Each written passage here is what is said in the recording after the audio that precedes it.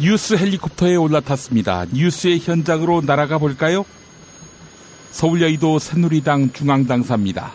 임명진 비상대책위원장과 친박 좌장 서청원 의원이 오늘도 거센 공방을 이어갔습니다. 목사인 임명진 위원장은 새누리당이 정치하는 곳인 줄 알았는데 와서 보니 교회더라. 당인 줄 알았더니 성직자를 구하는 교회다. 이렇게 말했습니다. 자신을 거짓말쟁이 성직자라고 비난한 서청원 의원을 비꼰 것입니다. 이에 대해 서청원 의원은 성직자는 사람들의 생명을 보호해주는 의무가 있는데 죽음을 강요하는 성직자는 대한민국에 단 한 분밖에 없다면서 임명진 위원장을 겨냥했습니다. 네, 새누리당 정당인 줄 알았는데 교회였네요. 새누리교회, 아니 신천지교회.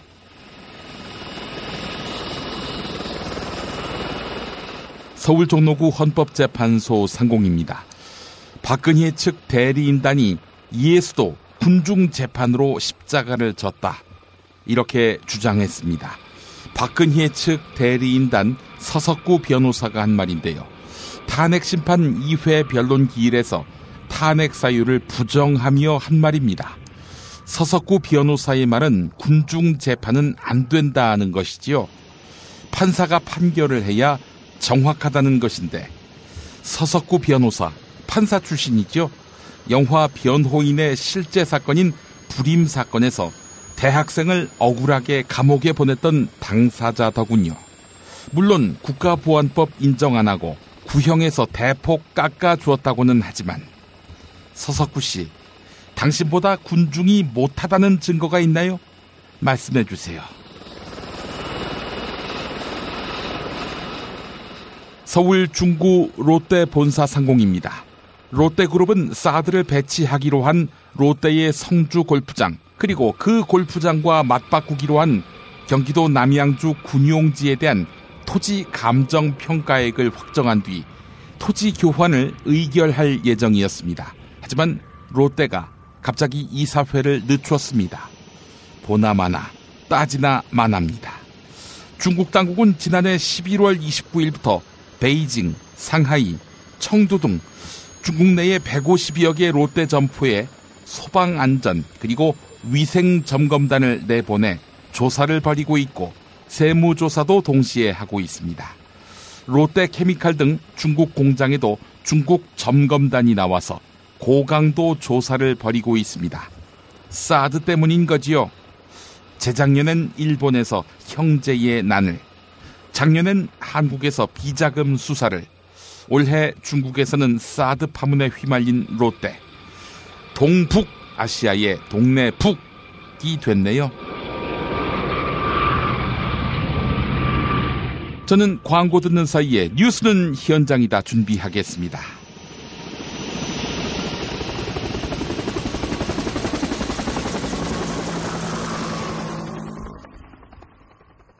야, 근데 홍어가 진짜 그렇게 몸에 좋아? 아니 끝내준다니까. 근데 비싸지? 열나 싸고 열나 맛있는 홍어가 있다니까. 어디? 알싸한 홍어. 네이버 검색창에 알싸한 홍어를 검색하시고 1599-6456 전화 주문도 가능합니다. 노력한 만큼 내어주는 자연, 그 자연의 마음을 알기에 정성농장 홍삼. 검색창에서 정성농장 홍삼을 검색해주세요. 010-9754-6972. 다이어트 해야 하는데 좀 간단한 방법 없을까? 다이어트 전용 그린 스무디로 하루 한두 끼만 맛있게 바꿔 드시면 끝! 1522-6648 또는 비타샵을 검색해주세요. 요즘 민주주의가 거꾸로 간다고들 하지요. 역사 국정교과서 발표로 시끄럽기도 하고요. 지금 꼭 읽어야 할 책 같은데요. 완전히 새로운 한국 현대사, 한국 현대 생활문화사. 도서출판 창비. 허리가 아파요. 아랫배가 나와요. 골반이 바로 서야 건강도 아름다움도 바로 섭니다. 바디로직을 입으세요. 토크밴드의 입체적인 탄력이 틀어진 골반을 바로잡습니다. 간편하고 확실한 골반 교정 타이즈 바디로직. 조선에 딸로서 잘하는 죄밖에 없는데. 남북 통일 만세! 새날이 올 때가 불리한 진술을 거부할 수 있습니다. 김무성 나와! 이나 민주주의를 알아, 이 새끼야!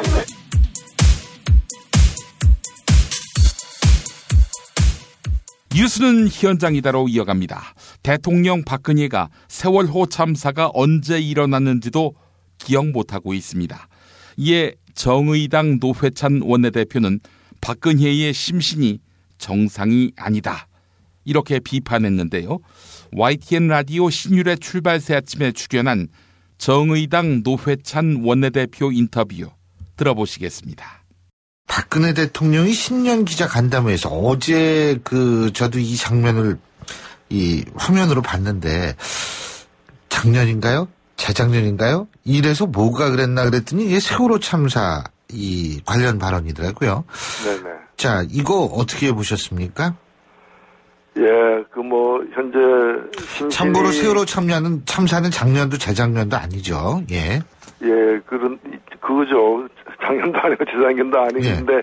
특히나 박근혜 대통령과 관련해서 세월호 참사 첫 7시간 동안 뭘 했느냐가, 대단히 중요한 지금 쟁점이 있지 않습니까? 예. 그런 속에서 세월호 참사가 언제 빚어졌는지도 모르고 있다, 또는 정확히 알고 있지 못하다는 인식을 못하고 있다는 것은 하여튼 지금 심신이 미약한 상태, 심신이 이제 정상적이 아닌 상태가 아닌가, 그건 참 걱정이 됩니다.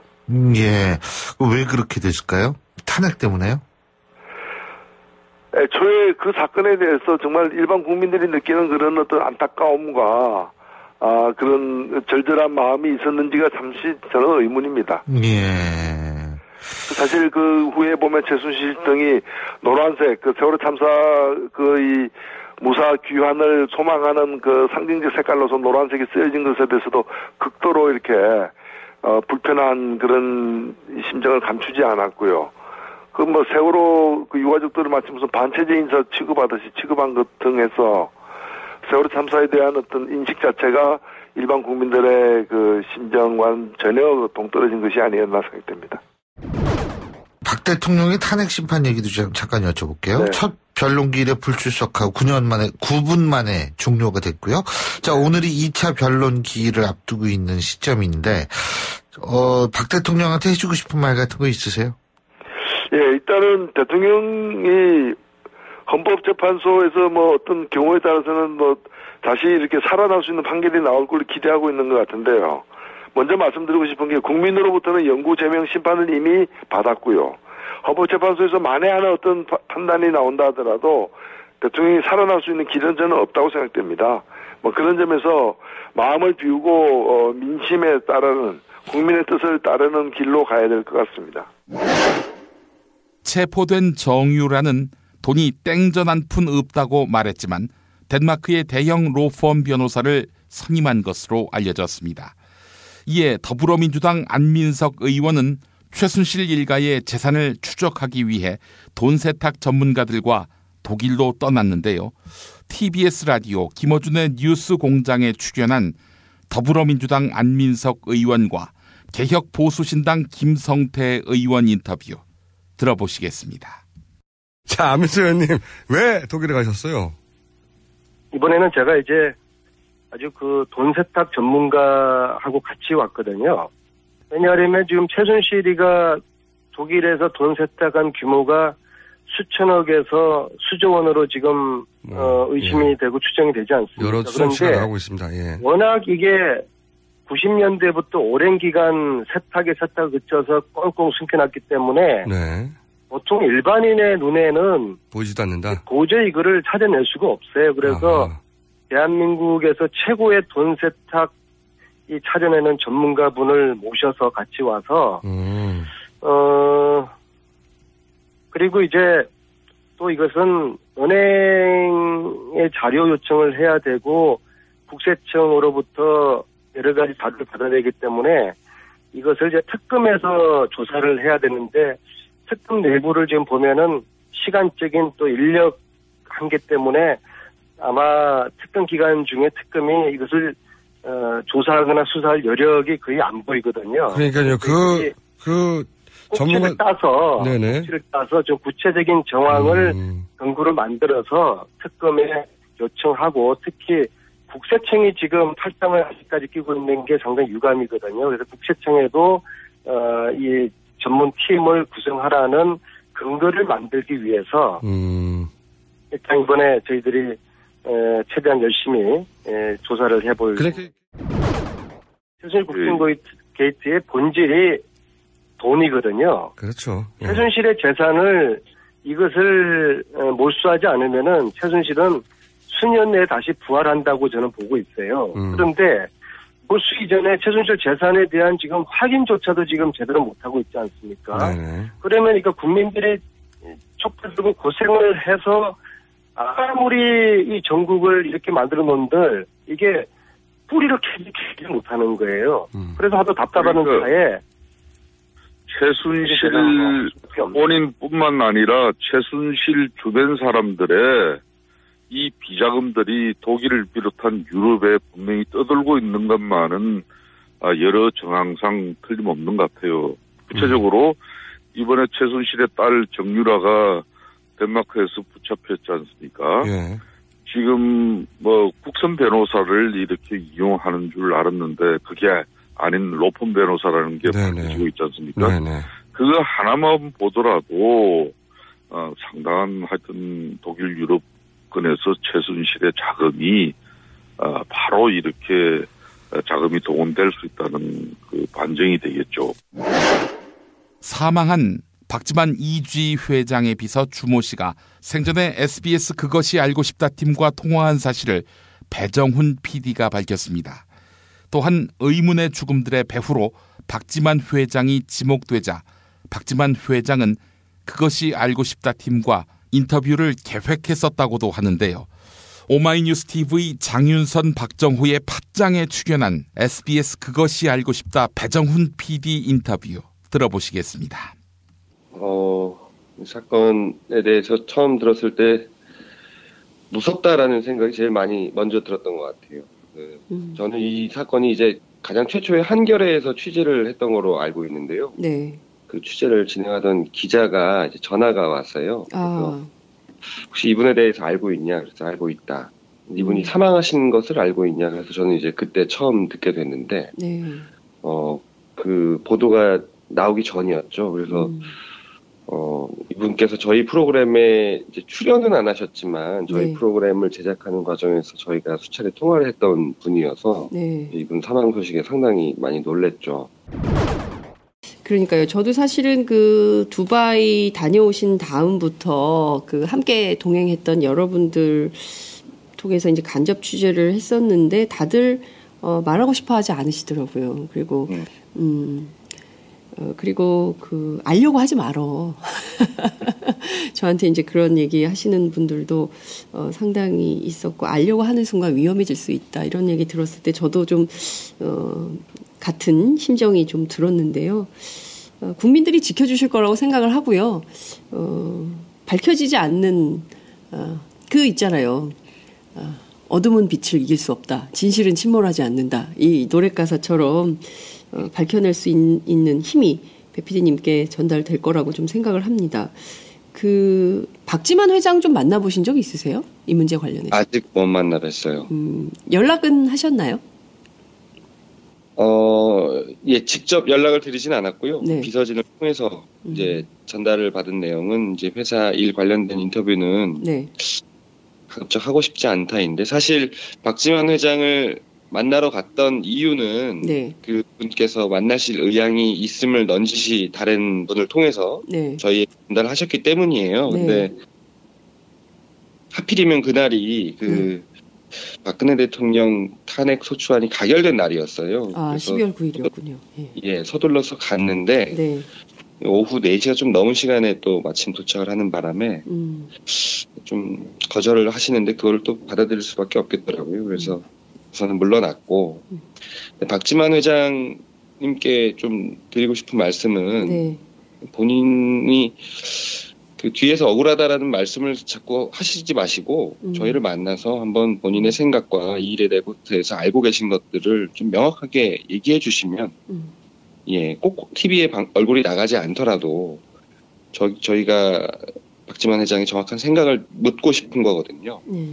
거기에 대해서 의혹을 남기지 않고 다 말씀해 주신다면 훨씬 더 사안을 이해하는 데 도움이 많이 될 것 같다. 그리고 본인을 위해서도 그게 더 나은 선택인 것 같다라는 제안을 드리고 싶네요.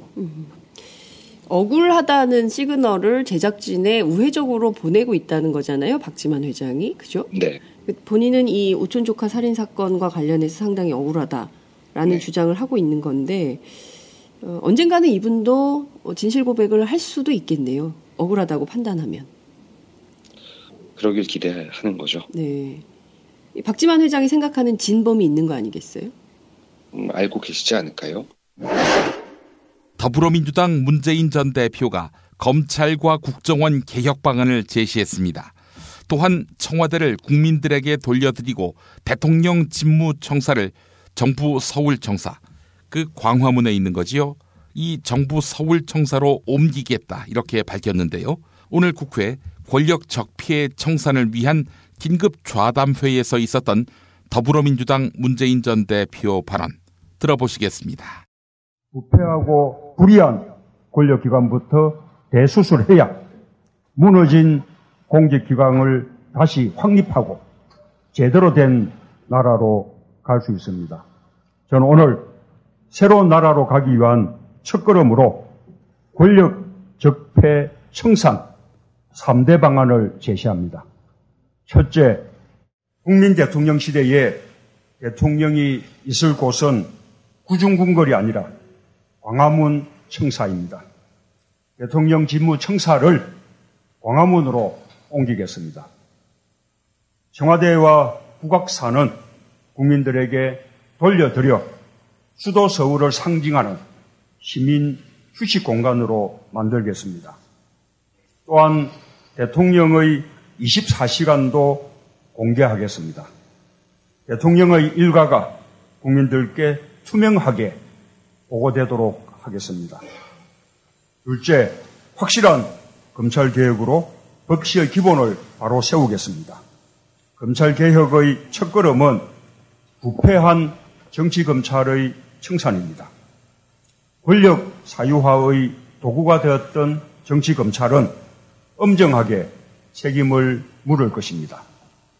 무소불위의 검찰 권력을 제어하기 위해 수사권과 기소권을 분리하여 견제와 균형의 원리가 제대로 작동되도록 하겠습니다.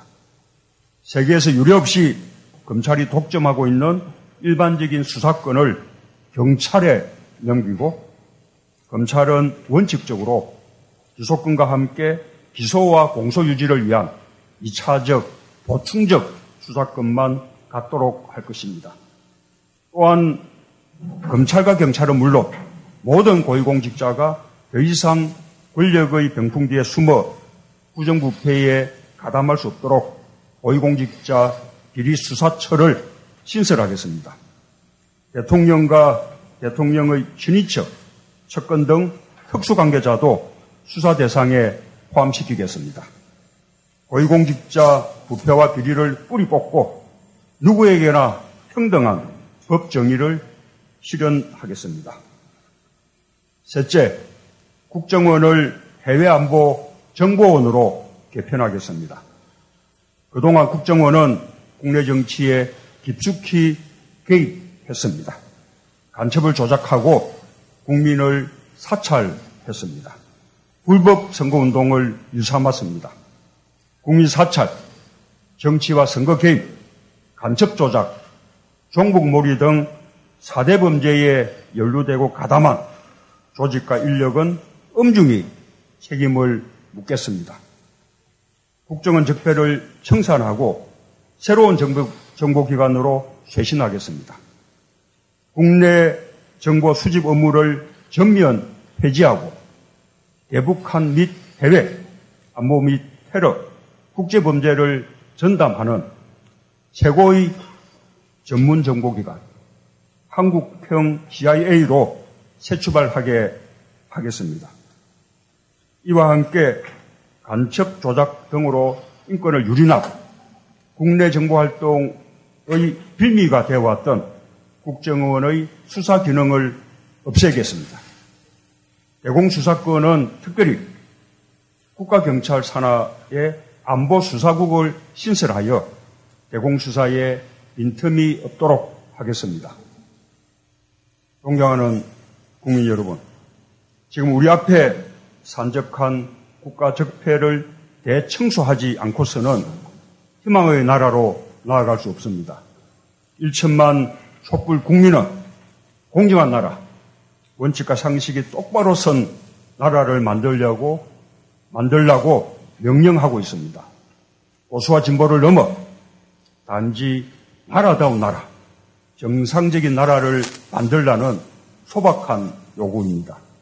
이제 국민의 명령에 정치가 답해야 합니다. 저는 그 명령을 받들어 무엇보다 먼저 권력기관의 적폐를 청산하고 정의가 이기는 시대를 만들겠습니다. 저항이 클 것입니다. 험난한 과정이 될 것입니다. 그래도 해내겠습니다. 완전히 새로운 대한민국을 건설하는 일에 타협은 없을 것입니다. 더불어민주당 소속 안희정 충남지사는 권력을 견제하고 지방자치 분권으로 넘어가는 것이 민주주의 개혁과제라고 강조했습니다. 또한 제3지대론을 주장하는 정치인들은 기회주의자다 이렇게 비판했습니다. 어제 MBC 100분 토론에 출연한 더불어민주당 소속 안희정 충남지사 발언 들어보시겠습니다. 예, 우리는 민주와 투쟁하면 이승만 독재와 박정희 독재를 연상시킵니다. 즉 독재자를 쫓아내고 국민들이 선거를 통해서 민주적으로 대통령을 뽑는 것. 자, 이것이 제가 볼 때는 우리가 그동안 일궈온 민주주의였습니다. 그런데 민주주의는 좀 더 확산되어야 한다고 생각합니다. 좀 더 깊은 철학이고 제도입니다. 저는 그런 점에서 우리가 이제 원숙한 민주주의 시대로 넘어가고 더 좋은 민주주의 시대로 넘어가야 된다. 그겁니다.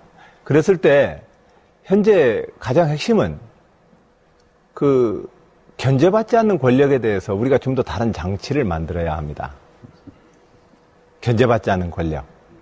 그리고 그 견제받지 않는 권력의 핵심이 사상은 청와대와 돈의 권력과 언론의 권력과 사법 권력 아닙니까, 현재? 사상은 정치권과 우리 사회 모두는 다 견제와 균형 위에 서 있습니다. 그러나 이 견제와 균형 위에 서 있지 않는 권력이 늘 부패하고 문제를 야기시키고 있습니다. 견제받지 않는 권력을 견제받게 하는 일, 이게 민주주의에 있어서의 분권의 원리입니다. 저는 그런 점에서 현재 견제받지 못하고 있는 권력 문제에 대해서는 의회와 정당이 대통령과 어떤 관련을 맺어야 되는지 저는 매우 중요한 과제라고 생각합니다. 저는 여기서 이런 말씀을 좀 드립니다. 제도의 문제와 사람이 바뀌는 문제, 두 가지 문제입니다. 링컨 없이 오늘의 미 합중국을 우리가 생각할 수 있겠습니까? 남북전쟁을 통합을 이끌었던 링컨의 리더십 없이 오늘 미 합중국은 아마 상상하기 어려울 것입니다. 또한 넬슨 만델라의 지도력 없이 오늘 남아프리카 공화국을 우리는 상상할 수 없습니다. 지도자들의 문제입니다. 지도자들이 어떠한 민주주의 철학과 지도력을 행사할 것이냐의 문제입니다. 이런 점에서 우리 모두 다 좋은 민주주의 지도자가 되기 위해서 노력하자. 내 편의 대표자가 아니라 5천만 명의 대표가 될 생각을 해야 되고, 정당은 나를 지지하는 사람들의 정당이 아니라 정당이 표방하고 있는 대한민국의 공익을 위해서 활동을 해야 합니다. 그런 점에서 지금 현재는 당파성만 존재하지 국가의 공익을 정당의 지도자들과 대통령이 생각을 하지 않습니다. 자, 이런 문제가 있고요. 제도적으로는 그동안 삼권 분립만 이야기했습니다만 지방자치 분권으로 넘어가는 것이 현재 제왕적 대통령제의 폐해를 없애는 가장 중요한 제도적 개혁이라고 생각을 합니다. 지금 말씀 주셨던 것처럼 제3지대 당 얘기 말씀 나오는데 저는 그 논의를 주도하는 정치권의 대선배님들께 좀 부탁드립니다. 저희 후배들한테 좀 맡겨주십시오. 대선 때마다 너무들 정당을 휘저어 놓습니다. 사실은 민주당 박지원 대표님 계시지만 김대중 노무현의 정신으로 온 민주당 역사가 그런 식으로 당을 깰 일입니까? 저는 그동안 오래 정치를 했던 선배님들이 지금 이 후배들이 새로운 정치하도록 좀 길 좀 터주셨으면 좋겠습니다.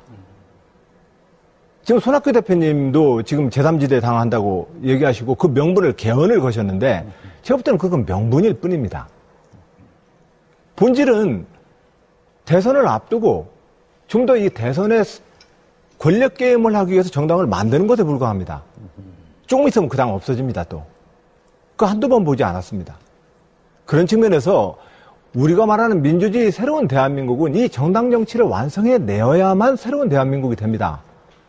대선 앞두고 나서 이렇게 떴다 방식으로 일회용으로 정당을 만들어 놓으면 국가 정책에 대한 일관성도 유지할 수가 없고 아까 두 분이 말씀하셨던 것처럼 집권을 하더라도 아무도 책임지지 않는 정권이 됩니다. 그래서 대통령 말기에 인기 없어지면 그 대통령 출당시키고 발로 차고 자기들은 다르다라고 얘기하는 이 배신의 정치를 계속 반복합니다.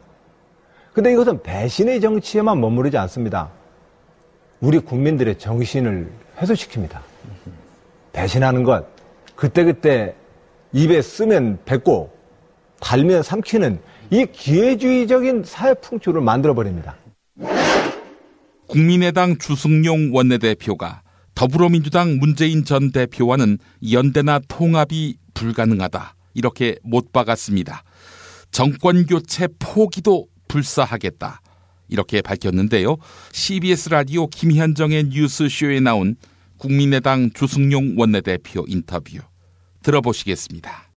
저는 문재인 대표하고 당대표 시절에 저는 최고위원으로서 활동을 했었습니다. 예. 어떻게 보면 문재인 대표는 지금 야당이 이렇게 민주당과 국민의당으로 분열되어 원인의 제공자고 분당의 책임자입니다.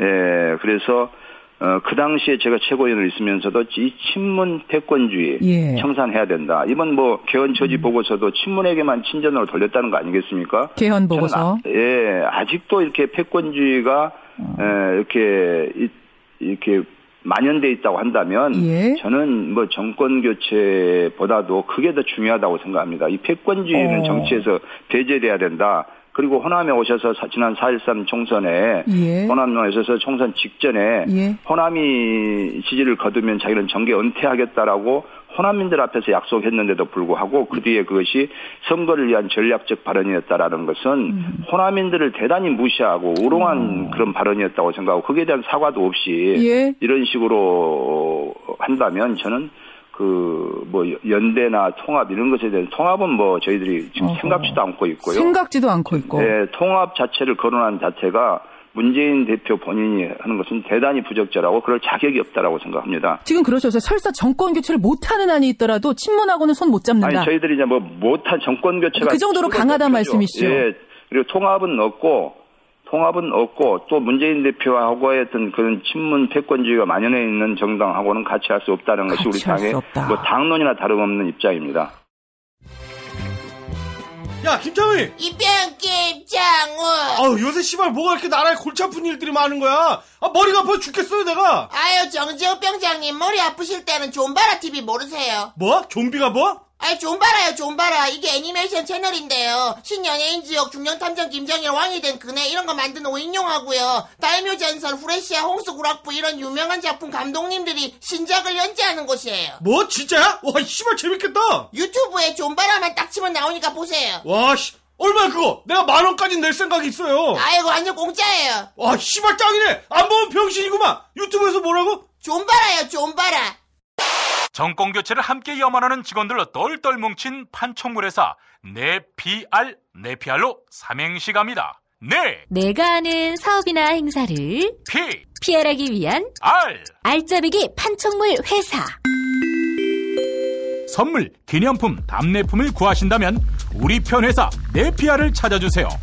3만 가지가 넘는 물품을 대기해 놓고 있습니다. 네피알로 인터넷 검색창에 입력하시거나 032-519-4800으로 연락주세요. 카카오톡 아이디는 네피알입니다. 팟캐스트 듣고 연락주시면 더 깎아드립니다. 존경하고 사랑하는 국민 여러분, 이 간절한 염원을 담은 촛불을 들고 소리치는 행동하는 양심, 겁나게 자랑스러워 불어요. 이 국민 여러분, 이럴 때일수록 이 건강을 챙겨야 합니다. 일산에 있는 풍무양고기, 그 집에 영양 가득한 양갈비와 양꼬치, 그리고 말하자면 맛있는 요리들, 가족 외식은 물론이고 직장 회식하기 딱 좋은 곳이에요. 의 피의자, 자네도 그 맛을 아는가? 글쎄요, 저의 공범인 무당이 저를 데려간 적이 없어서. 예, 말하자면 031-902-9292. 피 튀기며 박학다식을 뽐내는 퀴즈, 피박 퀴즈. 네, 오늘도 무와 환 나오셨습니다. 안녕하십니까. 환경미화원 여러분, 감사합니다. 숟가락 얹기의 달인 무 인사드립니다. 예, 안녕하십니까. 가짜 성직자 골라내기 신공을 펼치고 있는 환 인사드립니다. 허나 그렇게 애써서 모셔온 목사님을 며칠이나 지났다고 나가라 꺼져라 좆가라 그러냐? 너희 그러다가 하나님한테 벼락 맞는다. 닥치라고. 우리 당이 국회 환경미화원 노동자 정규직 전환에 반대했었지. 그리고 당신은 우리 당의 대표였고, 이제 와서 야당이 정규직으로 전환해주고 박수 받으니까, 거기 가서 슬쩍 숟가락을 얹나? 당신 부끄러움도 없어? 내가 물어본 것부터 답해라. 할 말 없지? 내가 물어본 것부터 답해라. 할 말 없지? 따라하지 마, 이 새끼야. 따라하지 마, 인간아. 이 새끼 아주 웃기네. 이 인간 아주 웃기네. 좋다. 환희 똥구멍에 치질이 걸렸나요? 이건 못 따라하겠지. 무 똥구멍에 치질이 걸렸네요. 이건 못 따라하겠지. 그만들 하세요. 이 무슨 지랄입니까? 아니, 지랄이라니. 개 보신당만한 지랄이 또 있나? 오늘 개 보신당이 발기인 대회를 열었더만 백주 대낮에 단체로 발기를 하다니, 이런 저질 정당. 어떻게 청와대에서 비아그라를 뽀리 깠나? 환아, 서청원 형 같은 영감탱이보다야 우리가 훨씬 어리지 않겠니? 평균 연령이 낮아서 발기인 대회, 비아그라 없이도 가능하다. 그 나이에 후배들 길터 죽이는커녕 공천받겠다고 돌아가면서 전화해서 후배들 앞길이나 맞고 말이야. 뭐? 누구한테 하는 소리야? 누구긴 누구야, 이 새끼야. 서청원 영감 앞길 막지 말라면서 김성회한테 공천 신청 포기하라고 공갈친 현기환, 윤상현, 그리고 환희, 너 이 새끼. 현기환이는 먼저 갔더라, 감옥에. 환아, 넌 언제 가냐? 닥치라고. 현기환이는 LCT 때문에 들어간 거 아니야? LCT로 구속됐다. 그러면 다음에 들어갈 사람은 누굴 것 같나? 왜 날 봐, 이 새끼야? 왜? 챙기나? 갈라져서 싸우는 이런 정치, 상생은 눈꽃만큼도 모르는 정치, 이젠 끝장내야 합니다. 아이고, 완님 오랜만입니다. 반가운 척하지 마. 이 친문 패권 세력. 네? 아니, 저도 친문입니까? 팟캐스트에서 나를 지속적으로 음해 비방하면 도대체 누구의 이익을 대변하는 것일까? 지금 퀴즈 내시는 겁니까? 사실 정치를 반듯하게 하시면 저희가 안님을 비꼬겠습니까? 내가 반듯하지 않아서 그러는 거라고? 혹시 내가 친문이 아니라서 그런 거는 아니고? 별 말씀 다 하십니다. 그나저나 안님, 이번 대선에서 문재인 대 안철수 양자 대결 구도가 될 것이다, 이렇게 말씀하셨어요. 맞습니다. 제가 새누리당과 개보신당에 대선 후보를 내지 말라고 했습니다. 그러면 저와 문재인의 양자 대결이 되지 않겠습니까?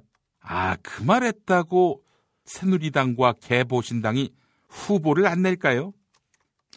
그런가요?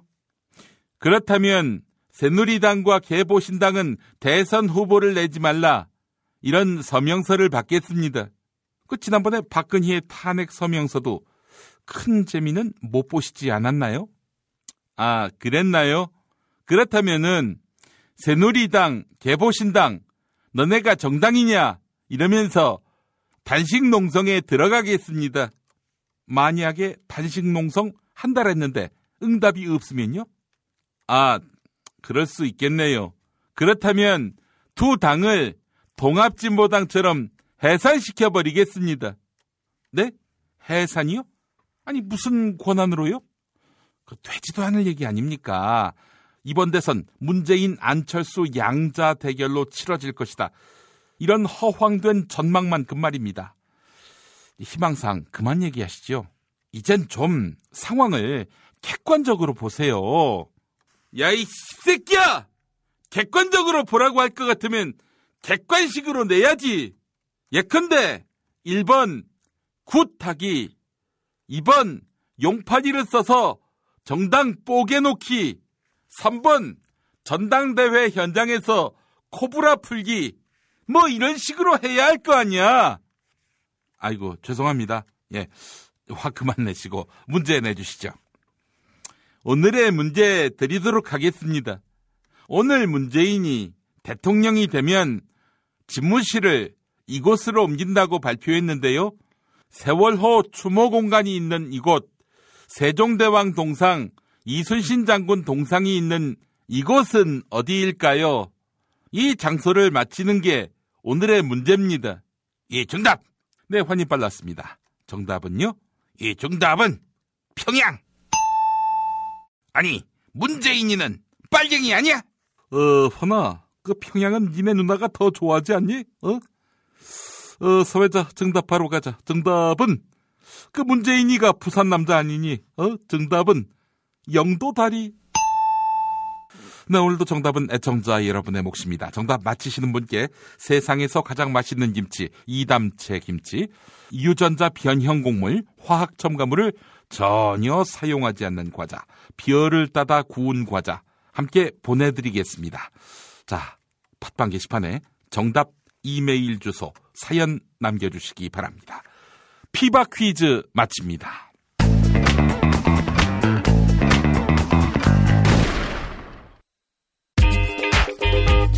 자기야, 매트리스 고르기 너무 힘들어. 어디 한 번에 쫙 볼 수 있는 곳 없을까? 대한민국 최초 매트리스 멀티샵 매트리스엠 몰라? 후진 브랜드만 있는 거 아니야? 비본, 배드이너박스, 실리, 템퍼, 시몬스 전 세계 최고 브랜드 정품만 취급해. 친환경 제품이겠지? 당연하지. 직구 사이트 뒤지느라 고생하지 말고 매트리스엠에서 한 번에 업계 최초 10년 품질 보증을 실시하는 자신감 매트리스엠. 매트리스 살 때는 꼭 매트리스엠으로 오세요. 검색창에 매트리스엠. 극한의 바다 러시아 베링해에서 잡은 신선한 대게. 잡자마자 내장과 뚜껑을 제거하고 급속 냉동시켜 북극의 신선함이 살아있는데요.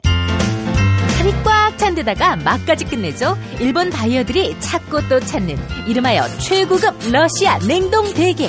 다리와 어깨 살만으로 구성돼 있어 가성비가 은하계 최고이며 각종 모임이나 선물용으로 깜짝 준비하시면 바로 스타됩니다. 네이버 카페 대게 직거래 장터에 오시면 수많은 후기가 그 품질을 증명합니다.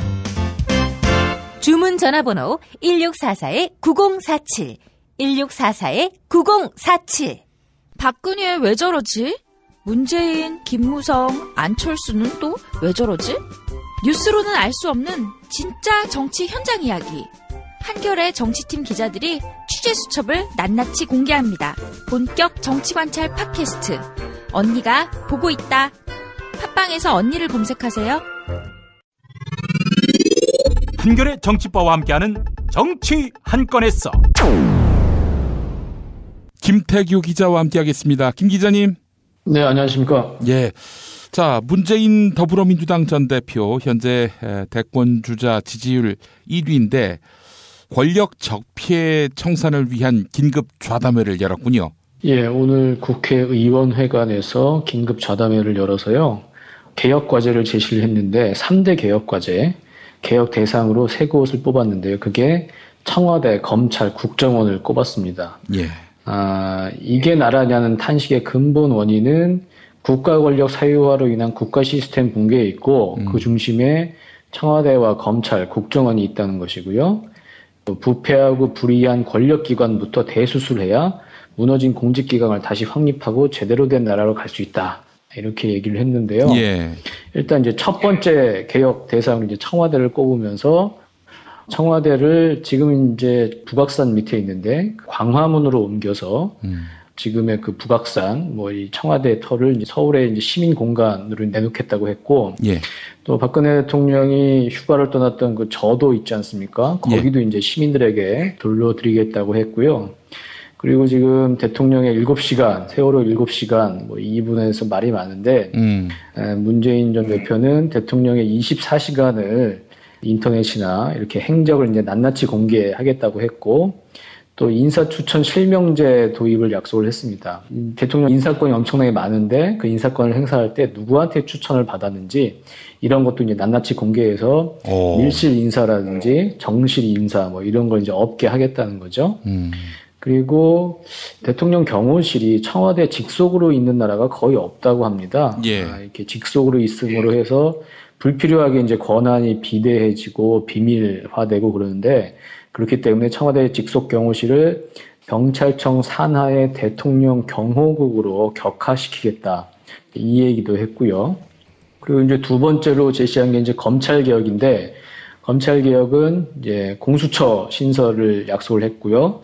고위공직자 비리 수사처의 수사 대상에는 고위공직자뿐만이 아니라 대통령과 친인척 그리고 특수관계인까지 포함시키겠다.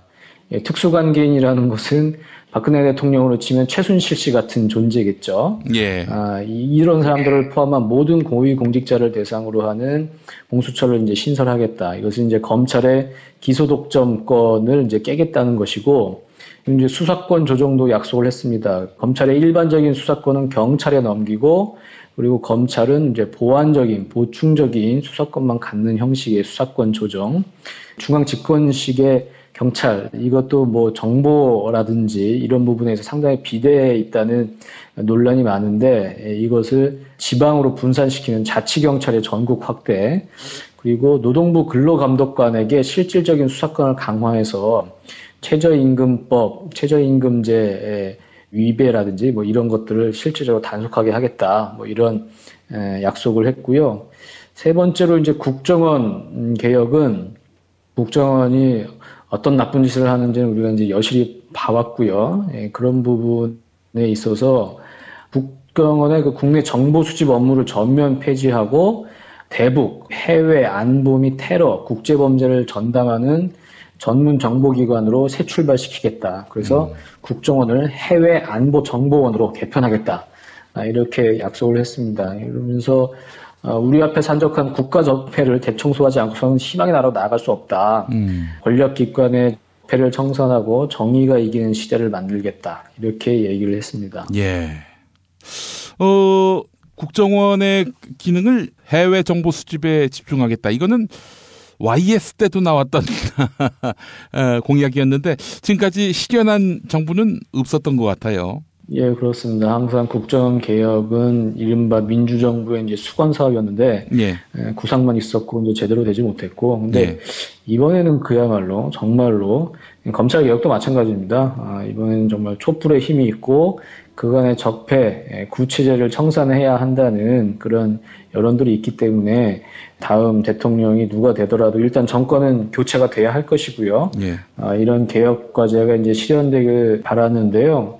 근데 오늘 뭐 문재인 전 대표가 상당히 강도 높은 개혁 과제를 제시하긴 했지만 저는 약간 조금 걱정되는 게 뭐냐면 예. 지금 가뜩이나 이제 문재인 대세론이 형성되려는 시기 아니겠습니까? 예. 그리고 여기저기서 그걸 이제 견제하려는 움직임이 많은데 오늘 간담회 내용을 보면 사실상의 지금 대선 공약을 이제 발표를 한 거예요. 예.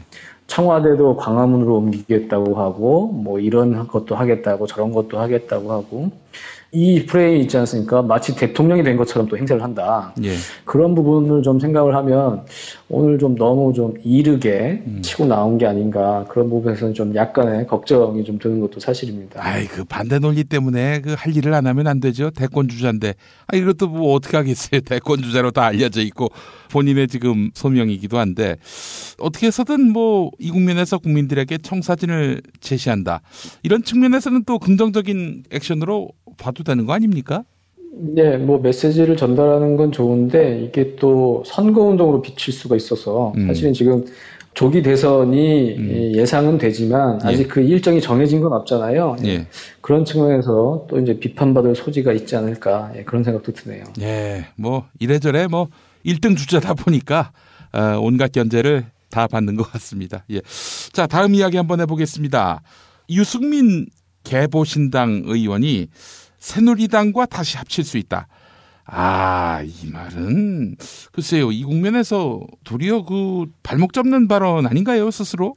예, 그렇습니다. 그 개혁보수신당의 당명 공모 그 SNS에 올린 댓글에 소개를 해드렸는데요. 새누리와 다시 합칠 당 뭐 이런 공모가 있지 않았습니까?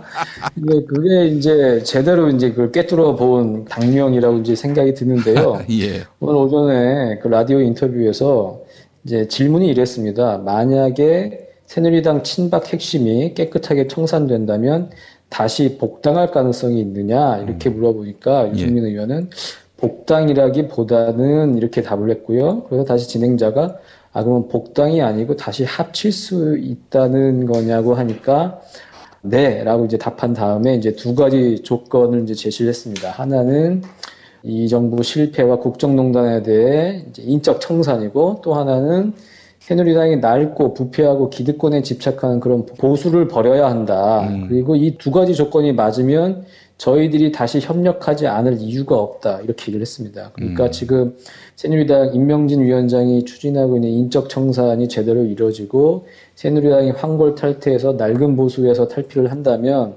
우리가 다시 같이 하지 않을 이유가 없다. 다시 합칠 수 있다. 지금 이 얘기를 한 거거든요. 근데 말씀하신 것처럼 누구나 그렇게 짐작은 하죠. 누구나 짐작은 하고 쟤네들 또 합칠 거야. 대선 앞두고든 후든 다 합칠 거야라고 생각하는데 어쨌든 개혁보수신당의 대주주라고 할 수 있는 유승민 의원이 자기 입으로 또 이렇게 인정을 하는 건 또 다른 차원의 문제이거든요. 근데 어쨌든 개혁보수신당의 어떤 동력에 조금 이 발목을 잡는 그런 실언같이 이제 보이기도 하고요. 그 외에 또 이제 여러 가지 이제 얘기를 했습니다. 지금 제3지대에서 개헌을 거리로 한 반문재인 연합 뭐 이런 얘기가 나오지 않습니까? 반기문, 국민의당 뭐 그리고 개혁보수신당까지 이제 참여하는 이제 그런 얘기가 나오는데 유승민 의원은 이 부분에 대해서는 이제 반대의 뜻을 이제 밝혔습니다. 뭐라고 얘기를 했냐면 친박, 비박 이런 저급한 정치로 새누리당에서 갈등을 겪다가 나왔다. 그런데 똑같은 이치로 비문, 친문 그것만 기준으로 정치를 할 수 없다. 정치라는 게 새로운 가치를 추구하는 건데 그런 가치 없이 특정인을 반대하면 같이 할 수 있다는 거는 그게 무슨 새로운 정치가 되겠냐. 그러니까 그 제3지대에서 이제 반문재인 연합 요거 이제 반대한다는 뜻을 나타낸 것이고요. 그리고 또 유승민 의원은 또 뇌가 사드로 가득 찬 남자 아니겠습니까? 그 여전히 그 면모를 오늘 또 인터뷰에서 보여줬는데 더불어민주당 의원 이제 7명이 이제 중국을 방문했잖아요. 사드 배치 문제를 가지고 왕이 외교부장도 만나고 뭐 이런 부분에 대해서 어처구니 없는 매국 행위라고 강하게 비판을 했습니다. 왜 매국 행위냐? 민주당 의원 7명이 중국에 가서 중국의 압박에 굴욕을 당하는 그런 장면을 스스로 국민들 앞에 보여줬다. 군사 조건과 국가 안보는 절대 포기할 수 없는데 중국이 돈으로 제재를 가하면 우리가 주권도 포기한다? 이런 전례를 만들면 앞으로 외교를 어떻게 하겠냐 이렇게 주장을 했습니다. 그러니까 사드를 배치하고 말고는 우리가 알아서 결정을 하는 건데 중국에 가서 중국이 지금 경제 제재나 이런 것으로 이제 위협을 하고 그런 거에 이제 동의를 표하고 뭐 이런 게 지금 국가 안보를 포기하고 굴욕을 보여주는 거 아니냐 이제 이렇게 얘기를 한 건데요. 우리의 군사 조건과 국가 안보는 절대 포기할 수 없다는 얘기인데 이 얘기도 웃긴 거죠. 우리의 군사 조건이 어디 있습니까 지금? 그 전시 작전권도 지금 그 통제를 못 하고 있는 나라에서 그런 그 한미 군사 동맹을 불합리적으로 더 결속시키는 미국의 어떤 그 동북아 정책의 일환으로서 배치되는 사드를 가지고 이게 우리의 군사 주권을 포기할 수 없는 문제다. 사드를 배치해야 한다. 지금 이렇게 주장을 하고 있거든요. 그래서 정말 이 부분에 대해서는 유승민 의원은 정말 절망적이다. 개조가 안 되겠다. 그런 생각이 좀 들고요. 여기서 이제 한 발 더 나아갔습니다. 뭐라고 했냐면 송민순 회고록 있지 않습니까? 2007년에 유엔에서 그 북한 인권 결의안을 표결할 때 당시 문재인 비서실장이 북한에 한번 의견을 물어보자 이렇게 했다고 송민순 장관이 이제 회고록에서 주장을 했는데 예. 이걸 이제 사실로 전제하고 문재인 전 대표의 이런 행태와 민주당 의원들이 사드를 가지고 중국을 방문한 행태와 다를 바 없다. 이렇게 이제 싸잡아서 이제 비판을 했습니다. 뭐라고 얘기를 했냐면요. 민주당 의원들이 중국에 가서 굴욕 외교를 한 게 10년 전 문재인 전 대표가 했던 것과 본질이 똑같다. 당선되면 북한에 먼저 가겠다. 일부 민주당 후보들이 미군 철수까지 이야기하고 이러고 있는데 이런 부분은 한미 동맹과 우리 국가 안보의 근간을 흔드는 위험한 발언이다. 이렇게 주장했습니다. 군사주권을 미국으로부터 돌려받자라고 했을 때 끝까지 딴죽을 걸었던 그리고 국방의 대미 편중도를 획기적으로 높였던 당의 핵심이었던 유승민 의원. 지금 중국과의 관계에서 뭐 군사주권 운운했습니까? 참 어처구니가 없습니다, 진짜. 예. 사실 그 보수라고 하는 것이 뭐 안보에 아주 특출난 안보에 대한 그 확고한 그런 인식, 의지 이런 걸로 인식이 되어 왔는데 이 한국의 보수는 아주 거짓된 그 환상에 의해서 이래저래 참 분칠이 된 측면이 있는 것 같습니다. 아니 이렇게 무능하고 부패한 군을 만든 주역들 아닙니까? 이 보수들이. 그래놓고 이제 와서 지금 자기들이 안 나서서 야당 의원들이 나서서 지금 중국 보고 제발 우리 제재하지 마라 이렇게 요구하러 갔는데 이걸 갖고 정말 참 아주 염치가 없기 이럴 데 없고요. 제가 진짜 염치 없기로는 김무성이 어제 그 국회 환경미화 노동자들 만나가지고 거기서 이렇게 숫자를 슬쩍 얻는 정말 아주 배꼽을 잡았습니다. 숟가락 얹어 땅인지 새누리와 합칠 땅인지 어쨌든 둘 중에 하나인 것 같고요. 예. 어쨌든 정말 조금 이해가 안 되는 지금 얘기들을 하고 있고 중국에 가서 이렇게 얘기를 하는 게 우리가 다시 굴신을 하고 옛날 조선시대에 4대 외교를 하겠다는 게 아니고 당장 중국의 경제 제재가 지금 우리 한국 경제에 미치는 영향이 크기 때문에 그런 부분을 어떻게든 조금 중재를 해보고 뭐 이런 정말 그 의원들의 외교 노력 아니겠습니까? 정말 정부가 못하는 일을 의원들이 지금 야당 의원들이 그것도 나서서 하고 있는데 그걸 가지고 지금 어처구니 없는 매국 행위라고 얘기를 하니까 정말 미국에 가서 정말로 더한 굴욕적인 행태가 더 많았을 텐데요. 저 정권에서는 미국과 중국을 정말 달리 봐야 한다는 그야말로 친미적인 사고가 기본을 바탕으로 깔고 있다. 이제 그렇게 봐야 할 것 같습니다. 예, 알겠습니다. 자, 이런 가운데 그 국민의당의 주승용 원내대표 이런 말을 했어요. 정권 교체가 안 되더라도 문재인과 손잡을 일은 없을 것이다. 이거 정말 호남 유권자들이 과연 이 발언을 어떻게 바라볼까요? 전 참 어이가 없더라고요. 네, 지금 호남에서 문재인 전 대표가 지난 총선 때에 승부수를 걸었지만 이제 의석을 이제 다 잃지 않았습니까? 그럼에도 불구하고 최근에 여론조사를 보면 호남에서 이제 지지율이 상당히 회복이 되고 있는 상황이고요. 주승용 원내대표가 그런 얘기를 하긴 했지만 그게 그렇게 크게 대세에 큰 지장이 있을까? 그런 생각이 이제 들지는 않고 어쨌든 대선이 가까워오고 이러면 아쉬운 사람들이 생기지 않겠습니까? 그래서 그런 부분 이제 잘 생각을 해야 할 것 같고요.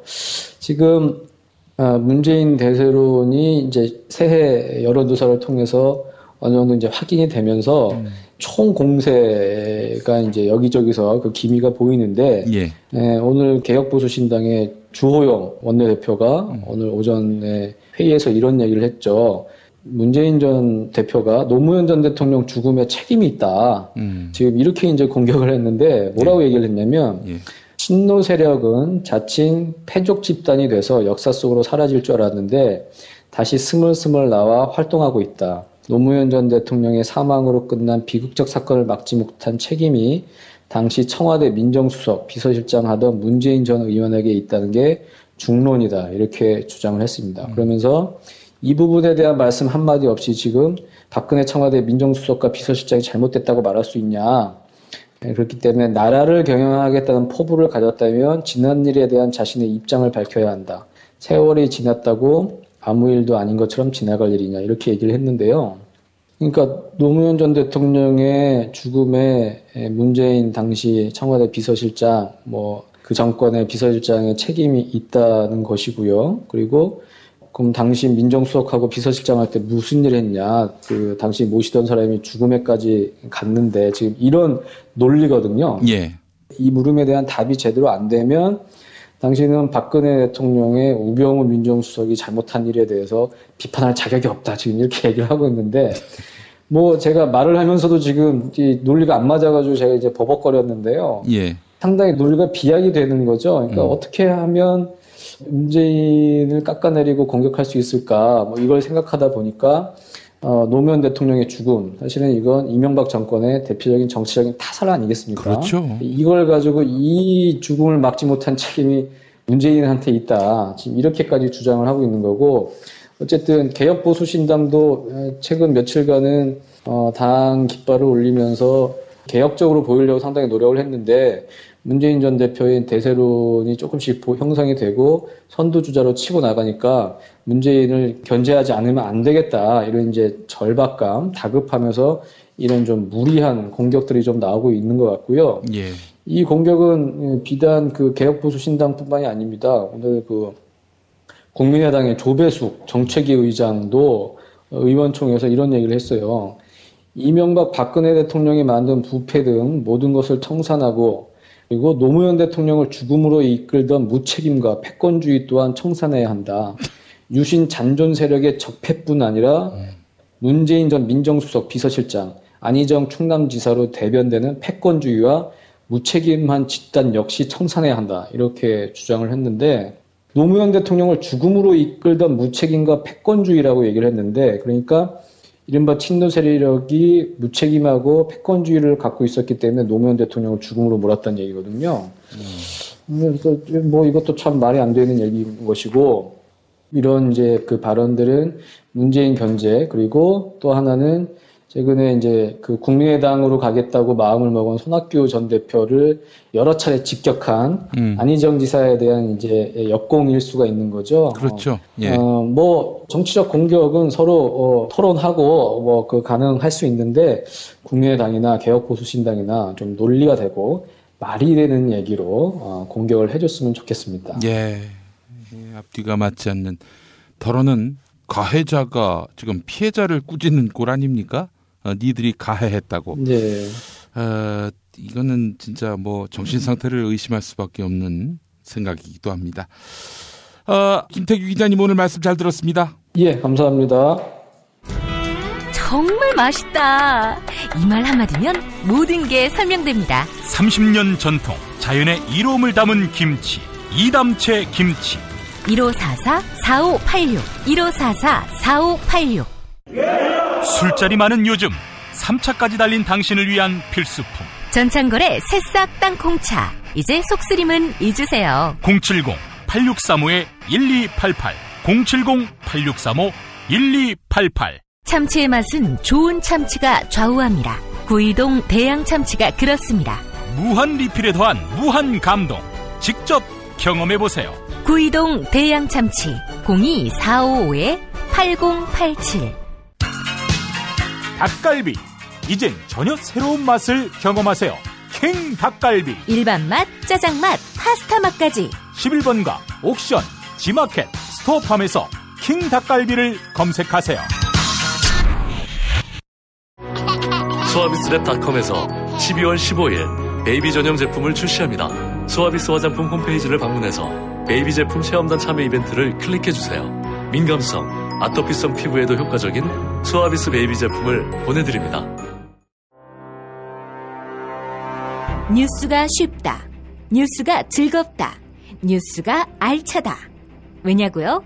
김용민 브리핑이니까요.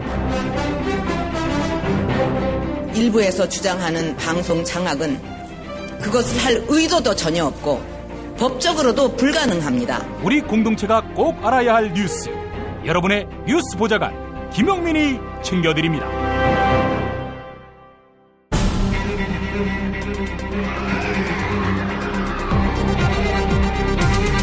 본격 정치 논평. 오늘은 한신대 정조교양대학 김준혁 교수와 함께하겠습니다. 교수님. 예, 안녕하세요. 예, 교수님 새해 복 많이 받으십시오. 아유, 예, 우리 선생님도 새해 복 많이 받으세요. 예, 어떻게 올해 우리 국민들 행운이 있겠죠? 예, 뭐 올해 그 지금의 이런 말도 안 되는 잘못된 사건들을 예. 잘 정리하고 예. 나라가 올바르게 서는 그런 일들을 우리 국민들이 한다면은 아마 제가 볼 때는 이제 하반기부터 뭐 정치적인 부분들도 좋아질 것이고 예. 경제적인 부분도 나아지지 않을까 생각을 합니다. 예. 너무 요즘 잘 알려져 있듯이 어떤 그 사드 배치 문제 때문에 한중 관계가 극도로 악화되어 가고 있고 그래서 경제 교류도 거의 뭐 단절되다시피 하고 있는 거 아니겠어요, 그죠? 예, 그렇습니다. 그래서 경제가 굉장히 어려워지고 있으니까 이번에 우리가 이제 그런 조약 같은 것들 이런 것도 다 새롭게 정리해서 다시 올바른 한중관계, 한미관계, 또 남북관계 수립되기를 그냥 진심으로 저도 기대하고 있습니다. 예, 소망하겠습니다. 자, 교수님, 지난해 보니까 교수신문에서 또 올해의 사자성어를 꼽았는데요. 그게 어떤 내용인지 좀 해설해 주시겠습니까? 아, 예. 올해 사자성어는 어떻게 보면 굉장히 좀 쉬운 사자성어가 나왔어요. 예. 군주민수. 예. 예전에는 사실 그 교수들이 좀, 저도 교수이긴 하지만은, 먹물들이라 그런지 말들을 되게 어렵게, 예. 이렇게 많이 사자성어를 내놨었는데, 예. 이번에는 좀 쉽게 군주민수라고 하는, 말 그대로 해석하자면, 군, 임금은 주, 배고, 예. 그리고 우리 백성들, 서민들은 수물이다, 이런 거 아니겠습니까? 예, 그죠? 예. 그러니까 물 위에 떠 있는 배가 곧 군주이고 또 그 배를 이렇게 평온하게 잘 받쳐주는 게 물, 즉 백성이다. 아마 이제 이런 이야기겠죠, 그죠? 예. 그런데 이 말이 굉장히 그 쉬운 것 같지만 굉장히 깊은 의미를 담고 있는 것이죠, 그죠? 예. 물이 배를 분명히 띄우는 것이죠, 그죠? 하지만 물이 화가 나서 소용돌이 치고 배를 뒤집어 버린다고 한다면 결국은 어떻게 되겠습니까? 아무리 거대한 배라 하더라도 온전하게 운행할 수가 없이 바다 혹은 강물 아래로 추락이 될 수밖에 없는 것이겠죠. 그죠? 예. 그런 측면에서 이 군주민수라고 하는 것은 굉장히 중요한 그런 의미를 담고 있다. 역사적으로도 군주민수와 관련해서 예. 굉장히 많은 이야기들이 좀 있었습니다. 예. 사실은 아시는 분들은 다 알겠지만은 군주민수라고 하는 말이 이제 그 춘추전국 시대에 철학됐던 순자가 이제 했던 그 대표적인 이야기인데, 이런 이야기를 갖다가 실제, 예전에 이제 그 중국의 황제들이 적극적으로 이제 활용을 많이 했었죠. 예. 특히나 이제 그 당나라 태종 같은 경우가, 이런 국정을 운영하는 데 있어서 신하들의 이야기를 잘 들었어요. 그래서 아마 정관의 치다, 우리가 보통 그렇게 많이 이야기하는데, 당나라 태종이 굉장히 정치를 잘했다라고 소문이 나 있는 사람 아니겠습니까? 그죠? 예. 그래서 그가 썼던 정관정효라고 하는 것이 당태종의 어떤 정치 철학을 정리한 책인데, 이 정관정효는 오늘날까지 정치를 하고자 하는 사람들에게 있어서는 가장 기본적인 필독서라고 할 수 있는 거죠. 예. 사실 그 우리나라 사람들은 당태종 굉장히 우습게 합니다. 왜 우습게 하냐면은 예전에 당태종이 고구려를 침공했었지 않습니까? 그죠? 그렇죠. 예. 그때 그 안시성 성주였던 양만춘 장군한테 활을 맞아갖고 왼쪽 눈알이 빠졌다라고 하는 그런 이야기가 나올 정도로 드라마에 많이 나왔어요. 많이 나왔죠, 그죠? 예. 그래서 우리가 그 당태종을 굉장히 우습게 하는데 당태종이 이제 그랬다는 거죠. 자신에게 늘 간언을 했던 위징이라고 하는 이제 신하가 있었는데 이 사람이 그 사생활서부터 시작해가지고 그러니까 국정 플러스 사생활까지 잘못된 것들을 갖다 굉장히 그 옆에서 철저하게 간언을 한 거예요.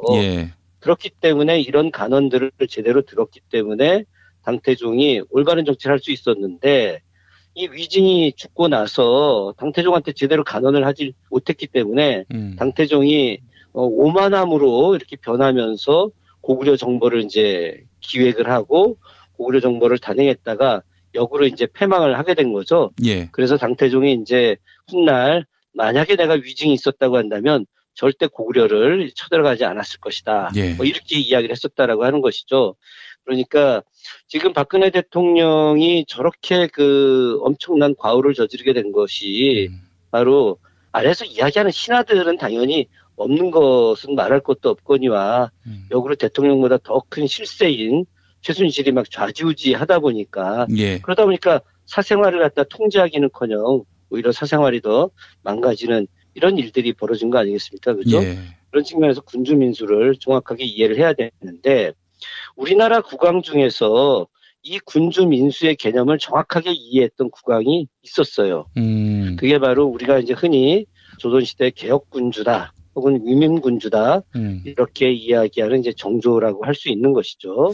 정조대왕. 예, 우리 김준혁 교수님은 정조대왕 연구의 권위자신데 우선 뭐 본론에 들어가기 전에 어떻게 이렇게 정조에 꽂히시게 되셨습니까? 그 일종의 운명 같은 거라고 할 수 있겠죠. 아, 예. 저보다 이제 정조 연구의 이제 선배 연구자이신 단국대학교의 김문식 교수님이 예. 저한테 그런 말씀 하시더라고요. 예. 아, 그 김준혁 교수가 정조 연구하게 된 건 운명이다 이러고. 왜 그러냐면 그 제가 지금 살고 있는 수원이라고 하는 도시에 제가 지금 파장동 정자동이라는 데를 살고 있어요. 예, 예. 이 마을이 정조가 그 수원에 신읍지 만들고 화성 축성하는 과정에서 조선의 농업개혁을 위해서 만석거라고 하는 저수지를 만들고 그리고 구경농장이었던 대유둔이라고 하는 걸 만들었거든요. 예, 예, 예. 그 터전이 바로 조선 농업개혁의 시작이다. 이렇게 이야기할 수 있는 겁니다. 예. 그래서 제가 이제 거기서 태어나고 거기서 자라고 지금도 이사 가지 않고 그 동네 계속 살고 있거든요. 예. 그래서 어려서부터 이제 정조 이야기를 들으면서 이제 자랐던 거죠. 그러다 보니까 그게 자연스럽게 나중에 대학원 가서 이제 정조를 공부하게 된 건데 예. 제가 뭐 그렇다고 해서 정조 연구에 뭐 뛰어난 연구자다 이런 건 아니고 예. 조금 이제 관심 있게 예. 남들보다 조금 더 관심 있게 정조를 지금 바라보고 있는 것이고 정조 시대 어떤 그 역사 문화 혹은 정치 형태 예. 이런 것들을 좀 적극적으로 해석을 해서 오늘날 민주주의 사회에 기여될 수 있는 것이 무엇일까 예. 고민을 많이 하고 있는 것입니다. 아이, 너무 저 겸손하신 것 같고요. 우리 김준혁 교수님 통해서 정조대왕이 재조명되는 그런 역사, 이 역사가 사실 민주주의가 성숙되는데 그 기폭제가 될 수 있다라는 믿음이 저한테는 있는데요. 근데 정조대왕은 사실 이제 군주 시대의 그 왕인데 그분이 어떤 점에서 이렇게 우리에게 모본 사표가 될 수 있을까요? 아주 지금 이런 겁니다. 제가 그 군주 민수와 연계해서 말씀을 드리려고 한 건데, 정조가 자신의 호를 1798년에 이제 돌아가시기 2년 전이었는데, 예. 만천명월 주인홍이라고 이름을 지었어요. 예. 이제 호를 그렇게 이제 지었던 거죠. 예. 그 전에 호는 이제 홍제였었는데, 예. 홍제라고 하는 말은 이제 우리 서경에 나오는 홍의 1인제라고 하는 말의 이제 줄임말인데, 예. 한 사람의 힘이 커져서 널리 세상을 이롭게 한다. 이제 이 말이 이제 홍제입니다. 예. 홍익인간하고는 좀 비슷한 이야기일 수도 있는데 예. 약간 또 다른 개념이기도 하고. 그런데 이분이 이제 만천명월 주인홍이다라고 하는 호를 새로 지었는데 저는 이 호를 새로 지을 때야 돼서야 사실은 정조가 이 백성의 존재를 더욱더 정확하게 이해하고 자신이 군주로서 어떤 일을 해야 되는지를 알았다. 저는 이런 생각을 하는 것이죠. 예. 이게 이제 무슨 말이냐면은 만천이라고 하는 말은 1만 만자 내천자입니다. 그러니까 이 한반도에 있는 수많은 천과 강, 내 뭐 이런 것들을 이야기하는 것이죠. 예. 거기에 명월이라고 하는 것은 밝은 달을 의미하는 겁니다. 그러니까 정조의 그 해석에 의하면 이런 거예요. 하늘에 떠 있는 그 둥근 달이 빛을 비춰주는 거 아니겠어요? 그죠? 예. 그런데 이 빛을 비춰주는데 어떤 천은 작기 때문에 빛을 작게 비춰주고 어떤 천은 넓고 크기 때문에 더 많이 비춰주고 이건 올바른 게 아니라는 거죠. 예. 지도자의 어떤 이 배품 이런 것들은 힘 있는 사람이나 힘 없는 사람이나 그것을 똑같이 베풀어야 한다는 거예요. 그런데 힘이 있는 사람들한테는 더 많이 베풀어주는 지도자들이 있는데 예. 이것은 올바른 게 아니라고 하는 것이죠. 예. 바로 이 공평함, 이것을 갖다가 정확하게 실천해야 된다. 이것이 바로 이제 정조가 이야기했던 만천명을 주인이라고 하는 것의 이제 핵심 내용인데 예. 그런데 정조가 저는 이 정도로 이야기하는 것을 끝낼 줄 알았어요. 그런데 이분이 군주민수의 개념을 정확하게 이해했던 거예요. 뭐라고 이분이 글을 썼냐면은 저 사실 굉장히 깜짝 놀랐는데 이렇게 글을 써놨더라고요. 물이 흐르면 달도 따라 흐른다. 그러니까 물이 쫙 흘러내려가면 그 물에 맞춰서 달도 함께 흘러가지 않습니까? 그죠? 예. 물이 멈추면 달도 따라 멈춘다. 물이 고요하면 달도 고요하다. 그런데 맨 마지막 말이 굉장히 무서운 말이었어요. 예. 무슨 말이었느냐? 물이 소용돌이치면 달은 이질러진다, 찌그러진다는 거죠. 그죠? 그러니까 물이 어마어마하게 소용치는 거예요. 그러니까 지도자의 잘못들, 권력 있는 사람들의 횡포, 힘 있는 사람들의 그런 잘못된 행위들, 이런 것들이 있게 되면 이 백성들이 처음엔 조용하고 침묵하고 있겠죠. 그죠? 그러나 백성들은 절대 침묵하는 사람들이 아니에요. 바로 잘못된 권력에 대해서 언젠가 항거하는 사람들이고 그 항거가 세상을 바꾸어내는 것들이거든요. 그렇기 때문에 그 물이 소용돌이 치는 거죠. 그러면 아무리 둥글고 아름다운 달이었다 하더라도 그 소용돌이 치는 물에 들어가게 되면 어떻게 되는 거겠습니까? 완전히 찌그러지는 거죠. 찌그러져서 달이 몰락을 하는 거예요.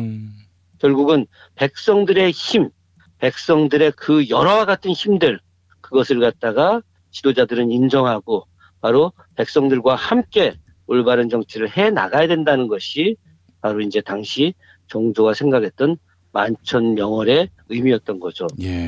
바로 이제 그런 측면에서 오늘 우리나라의 지금 작금의 현실에서 우리가 이제 올바르게 지도자들이 생각을 해야 한다는 것이죠.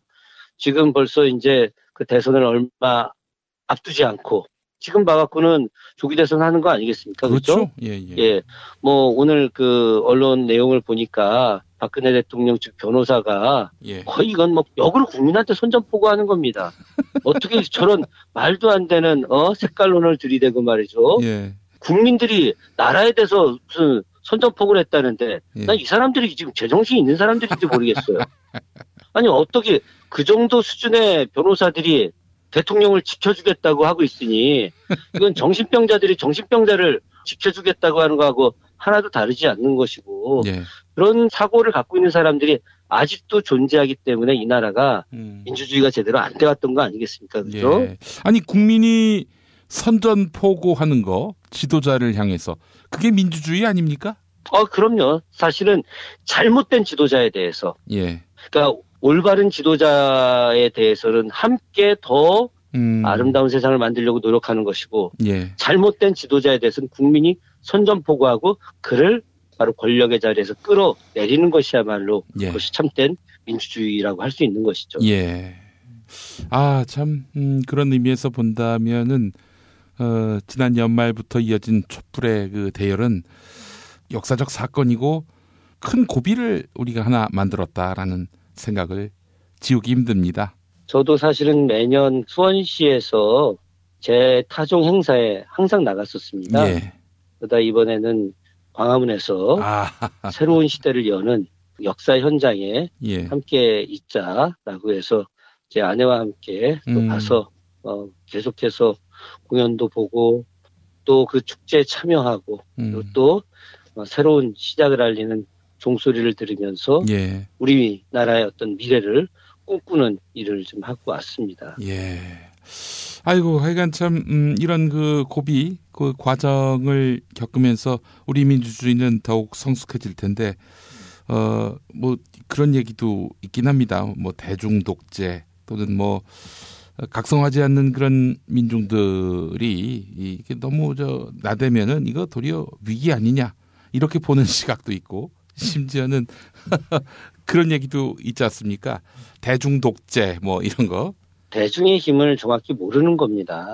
역사적으로 독재라고 하는 건 말도 안 되는 이야기고 어떻게 대중과 독이라고 하는 말을 같은 개념으로 놓을 수 있겠습니까? 그 자체 중과 독이 어떻게 같을 수 있겠어요? 예. 그거는 그런 말을 만든 사람 자체가 무식한 이야기인 거죠. 예. 우리 옛날부터 민들이 혁명에 실패할 수는 있었습니다. 예. 그러나 민들이 항상 그 잘못된 것에 대해서 잘못됐다고 침묵하지 않았어요. 그것이 바로 우리가 오늘날까지 성장하게 된 역사적 배경이고 힘이라고 할 수 있는 것이죠. 예. 지금도 역시 마찬가지인 겁니다. 예. 대중 독재가 아니라 대중들이 새로운 희망을 가지고 바로 스스로 역사를 만들어내는 겁니다. 그렇기 때문에 지금은 우리 대중들이 우매해서 잘못된 판단으로 잘못되게 일을 만들어가는 것이 아니라 바로 수많은 대중들의 참된 지혜, 이런 각각의 지혜들이 모여져서 그 지혜들이 더 큰 힘으로 발생하고 그 힘이 바로 새로운 시대를 만들어내는 겁니다. 지금까지 우리가 얼마나 잘못되었습니까? 그런 잘못된 사고를 갖고 있는, 제가 그날 3시 반에 그 시청 앞에 도착을 했더니 태극기와 송조기를 들고 분가를 부르고 있는 그 우매한 사람들을 보면서 이런 사람들이 역사 발전에 저해가 되는 사람들이지, 저 나와서 목청껏 소리를 높여 외치고 촛불을 들고 있는 사람들이야말로 이 나라의 민주주의를 다시 만들어내는 정말 참다운 지도자들인 거죠. 그런 측면에서 대중독재다, 우매한 사람들이 잘못 만들고 있다라고 하는 이런 이야기는 역사의 죄인이라고 할 수 있습니다. 예, 알겠습니다. 자, 김준혁 교수님, 올해도 큰 역할 기대하면서 광명의 세상을 함께 열었으면 좋겠습니다. 예, 고맙습니다. 예, 교수님 다음 주에 뵙겠습니다. 생활인을 위한 꿀팁. 집 두 채에 월 10,000원 화재보험 카페. 화재 배상, 심지어 도난 피해까지. 여기에 더해 가전제품 고장 수리비까지. 우와, 우리 집 말고 부모님 집까지 두 집에 월 10,000원이라고요? 식당, 노래방, 임용실 같은 상가와 숙박업소, 사무실, 공장, 창고, 목조주택까지 모든 업종의 화재보험과 배상 책임보험도 상담해드립니다. 02849-9730. 연중 무휴라 언제든 02849-9730. 어머님, 아버님, 오래오래 건강하세요. 개업 축하합니다. 본세 다 잠드소서. 결혼을 축하합니다. 형부, 우리 언니 반품은 안 됩니다. 차장 승진하신 주과장님, 주차장 되신 거 축하해요. 우리 같이 산 게 벌써 7년이나 됐네. 썩 짜릿했던 시간이었어. 태어나서 처음으로 여자에게 보내는 꽃이야. 너랑 닮은 꽃. 생일 축하해. 사랑과 축하, 위로가 있는 곳에 좋은 사람과 플라워. 1566-0263 1566-0263입니다. 지금처럼 사는 게 싫습니까? 전복을 원하십니까? 그렇다면 와우 전복을 드십시오. 와우! 전복을 먹으면 입맛 잃고 무기력했던 삶이 전복되고 시름시름하던 몸 상태가 전복됩니다. 답답하십니까? 전복하세요. 100% 완도에서 잡은 전복 중에 전복. 와우 전복.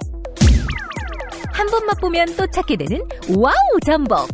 네이버에서 와우 전복, 전화번호는 010-2443-0818. 6살 하늘이 밥을 잘 안 먹어요. 그런데 이때 택배입니다. 연지연 곰탕이 배달됐어요. 직접 도끼로 팬 장작불 위에 한우 사골과 도가니를 가마솥에 한가득 넣고 24시간 끓인 진구. 연지연 곰탕이 하늘이 입에 들어가는 순간, 아, 맛있다. 엄마 한 그릇 더 주세요. 조미료 같은 첨가물이 전혀 들어가지 않아 엄마의 기쁨은 더하답니다. 7팩 이상 무료 배송합니다. 주문 전화는 010-7252-1114 010-7252-1114. 김용민 브리핑과 함께하는 브리핑 대리운전. 1522-9687 1522-9687. 수익금 일부는 김용민 브리핑 드라마 악인열전 제작비로 쓰입니다. 박근혜가 구속되면 1회 공짜 이용이 가능한 대리운전. 브리핑 대리운전. 브리핑 대리운전. 번호 잊지 않으셨죠? 1522-9687 1522-9687 저는 오늘로 대통령직을 사퇴합니다. 오늘을 읽는 책, 문학평론가인 국민대학교 국문학과 정선태 교수와 함께합니다. 정선태 교수님과 만나겠습니다. 교수님. 네, 안녕하세요. 예.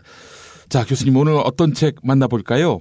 네, 오늘은 언젠가 약속했던 것 같은데 예. 마르크스에 대해서 얘기 좀 하겠습니다. 아, 마르크스. 공산주의의 원조. 네. 우리 김 PD님은 이 마르크스 하면 딱 떠오르는 게 어떤 이미지입니까? 원시 공산주의에서 이제 한 단계 구조화된 체제에 적용할 수 있는 공산주의 이론을 만든 사람. 뭐 그런 정도 남들 아는 뭐 그 인식 정도입니다. 그렇죠. 예. 아마 대부분이 그럴 겁니다. 상식적인 수준. 거기서도 대단히 불운한 사상가. 대단히 폭력적인 이론을 펼친 사람. 예. 또 냉혹한 이론가 뭐 이런 식으로 알려져 있죠. 예. 그런데 말씀드리기 전에 불운한 사상가란 말을 쓰는데 누가 보기에 불운할까를 생각해 보면은 답은 금방 나올 것 같습니다. 뭐 뻔하죠. 조선일보류의. 네, 그렇죠. 그들이 보기에는 대단히 불운하고 폭력적이고 대단히 냉혹하고 이렇게 보이겠죠. 그런데 오늘 소개해드릴 테리 이글턴이라는 영국의 좌파 문학 비평가가 있습니다. 테리 이글턴이 쓴 왜 마르크스가 옳았는가라는 책을 보면은 마르크스야말로 대단히 따뜻하고 인간적이면서 그리고 정말 다 함께 아름답게 살 수 있는 세상을 구상한, 상상한 그런 사상가라고 말할 수 있을 것 같습니다. 예. 사실 지금 우리 한국 사회에 겪고 있는 여러 가지 상황들이 국가를 수익 모델로 생각한 불안당들이 초래한 거 아니겠습니까? 뭐 박정희는 물론이고 이명박은 뭐 말할 것도 없고 지금 상황은 더 말할 것도 없고요. 예. 그리고 이들 정치 세력과 결합한 약탈적 자본가들이 이런 험악한 판을 만들지 않았겠습니까? 예, 예. 이런 상황을 좀 통찰하기 위해서라도 자본주의에 대한 정말 깊이 있는 비판을 수행한 마르크스를 다시 한번 읽어야 될 것 같습니다. 예. 오늘 탄핵 심판장에서 대통령 대리인단으로 나온 사람 같습니다. 어버이연합 법률 고문이기도 한 서석구 변호사가 네. 첫 마디로 북한을 언급했습니다. 북한 노동신문에서 한국 언론이 정의의 대변자, 정의로운 행동에 나섰다 이렇게 보도하고 있는데 이러면서 북한 언론이 칭찬했다는 이유만으로 탄핵 또 촛불 여기에 그 색깔을 들이부었습니다. 아, 참 이 사람들 보면은 참 병적인데 네. 여전히 북한 이야기하면 공산주의 이야기하면 모든 게 다 통한다라고 판단하고 있는 것 같아서 참 안타깝더라고요. 네, 그렇습니다. 이 북한 체제를 옹호할 생각은 전혀 없습니다만은 예. 북한이라는 적대적 공존 세력을 끌어들이지 않고서는 자기 존재를 증명할 수 없는 정말 유아적인 병적인 금방 말씀하신 대로 예. 이런 사고에 빠져 있는 것 같습니다.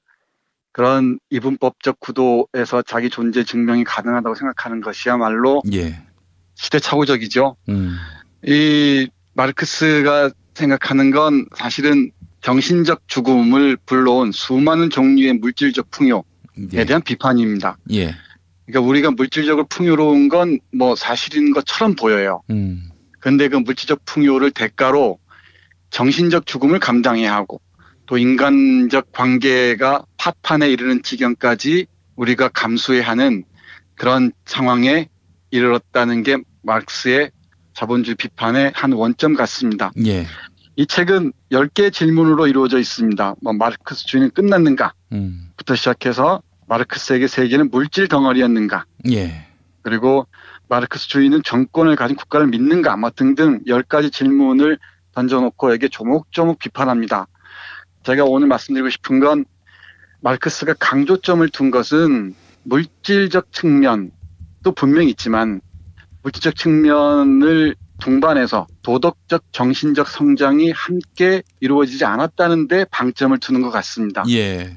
그러니까 물질적으로 풍요로워진 대신에 우리는 도덕적으로 정신적으로 피폐해지는 상황에 처해 있다는 얘기죠. 그걸 어떻게 돌파할 것인가가 마르크스 사상의 핵심이라고 얘기하는 것 같습니다. 예. 해서 우리가 상상하지 못했던 또 우리가 아주 편견에 사로잡힌 마르크스의 교육으로는 우리가 전혀 듣도 보지도 못했던 얘기들이 정말 많이 펼쳐지는데요. 대표적인 부분을 보면 이렇습니다. 노동에 관한 의미들 있잖아요. 예. 여기 보면 마르크스를 얘기할 때 노동자들의 노동계급만을 위한 뭐 혁명을 꿈꾼다 이런 식으로 얘기하는데 예. 노동에 대한 기본적인 이해도 없는 것 같습니다. 언젠가 누군가는 그 정강 정책에 노동이란 말을 넣느냐 안 넣느냐 이런 말로 뭐 왈가루 했다는 얘기도 있죠. 예. 참 어떻게 얘기할지 모르겠습니다.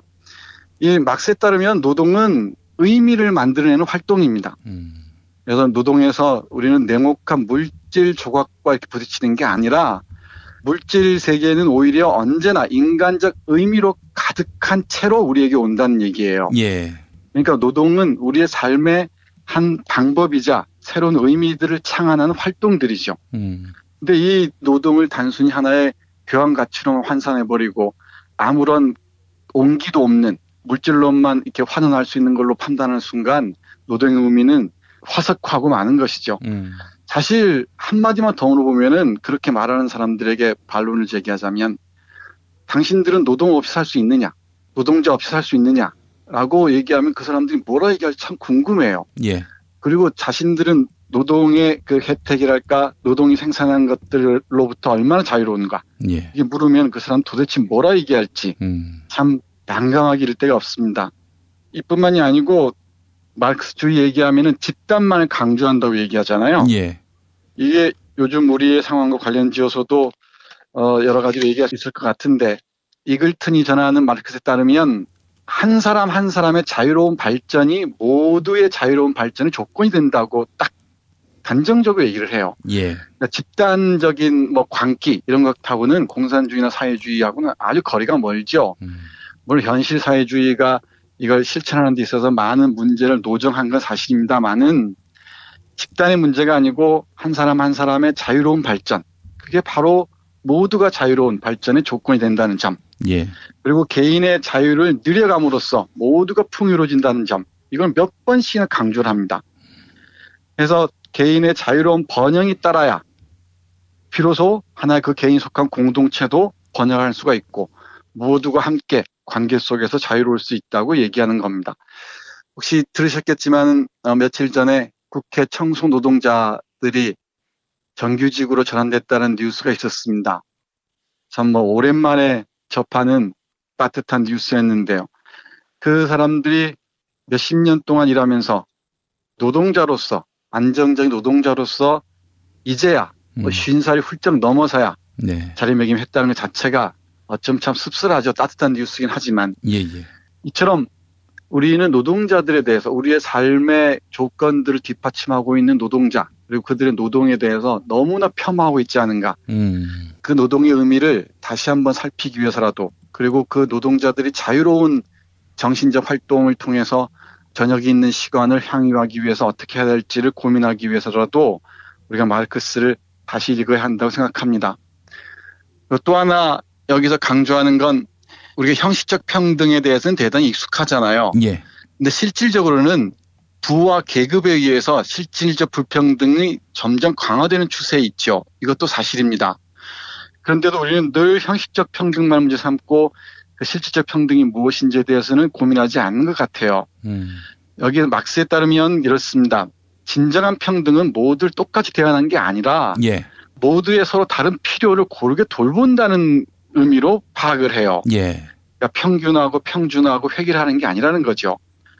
해서 자신의 자유, 자신의 평등을 실현하기 위해서는 수동적으로 가진 자들의 지배 권력에 의존할 게 아니고 스스로 실천함으로써 행동함으로써 이거 프락시스란 말을 쓰는데요.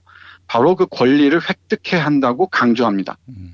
그래서 이 평등은 획일적인 게 아니고 차이를 강조하기 위해서 각자 개인들이 가지고 있는 고유성, 한 개인이 가지고 있는 고유한 그 삶을 실현하기 위한 게 바로 평등을 확보하기 위한 실천이라고 얘기하는 것 같습니다. 그리고 또 하나 이를 실천하기 위한 방법이 우리 유한배 기자가 좋아하는 연대입니다. 예. 바로 그 인간의 연대는 공허한 문구가 아니라 현실이라고 강조를 해요. 예. 이 현실적 실천을 통해서 연대를 통한 실천을 통해서야말로 우리의 자유와 진정한 행복을 누릴 수 있다라고 막스는 얘기합니다. 예. 제가 막스를 고른 이유는 사실은 뭐 여러 가지 의미가 있지만 새로운 그 변혁의 계절이 아닙니까? 예. 우리가 그 변혁의 계절을 통과하기 위해서는 망치와 톱을 연장을 마련할 필요가 있습니다. 아닌 건 아니라고 쳐낼 수 있어야 되고 예.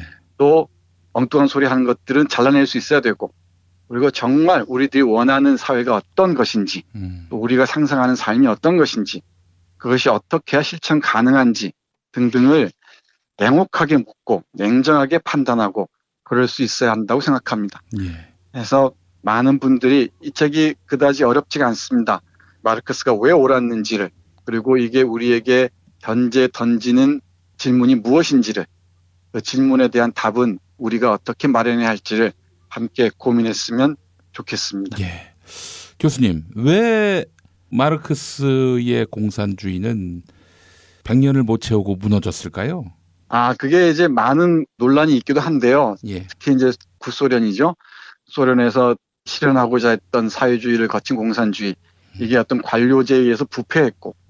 사실 현실에서 실현하고자 했던 사회주의나 거기서 한 걸음 더 나은 공산주의가 결국은 스탈린 이후에 관료체제에 의해서 부패하고 타락해갔다는 건 다 아는 사실이죠. 예. 이게 그 현실적 조건의 문제인지 아니면 지도자들의 이 부패와 타락의 문제인지 폭력의 문제인지는 좀 더 깊이 있게 성찰해 봐야 될 겁니다만은 제가 염두에 두고자 하는 것은 사상가라고 얘기할 때는 이 마르크스라는 사상가의 사유들이 현실에서 고지고대로 아주 액면 그대로 실현되리라고 상상하는 건 무리일 것 같습니다. 예.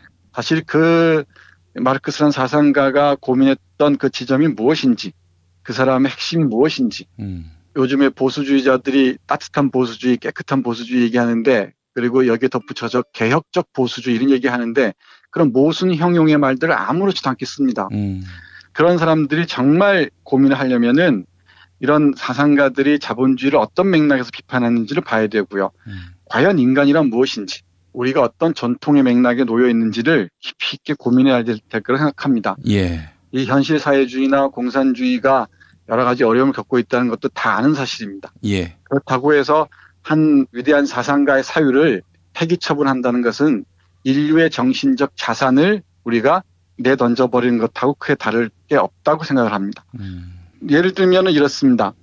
마르크스는 대단히 휴머니스트였고요. 예. 그리고 도덕적이고 정신적인 것을 대단히 강조했는데 예를 들면 이래요. 정신적인 것은 굶주린 자를 먹이고 이주한 자를 반기며 가난한 자를 부자의 폭력에서 보호하는 문제이다 라고 딱 얘기를 합니다. 예.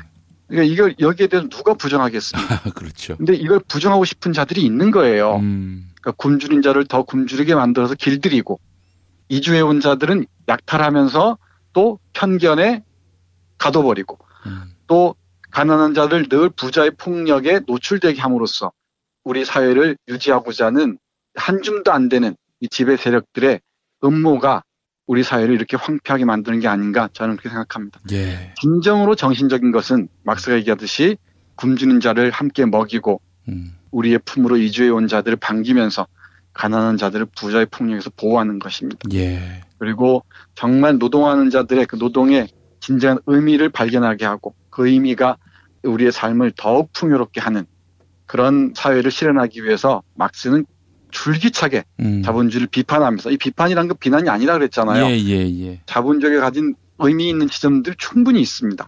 그럼에도 불구하고 자본주의가 가진 부정적인 측면들은 얼마든지 우리가 비판할 수 있어야 된다고 생각을 했던 것이죠. 예.